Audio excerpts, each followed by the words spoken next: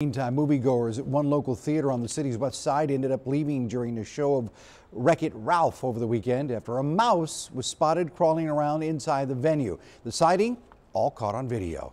3 News viewer Christi-Nueces said that he and his family were watching the movie at the AMC Theater on Silverberry when they spotted the mouse. Mesa took out his camera to record the rodent as it crawled along a wall near a handrail. The City-County Health Department confirmed inspectors were at the theater today looking into the claim, and tonight we've learned the location has closed theater number 10, where the mouse was spotted.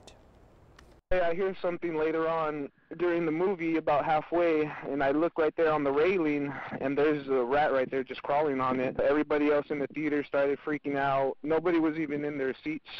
Mesa said that he alerted the manager about the rodent. You might recall this is not the theater's first time with mice. Back in September, the theater was shut down after a viral video was posted of the mouse inside the theater. That investigation resulted in dozens of mice being found and the theater calling in outside contractors to take care of the problem.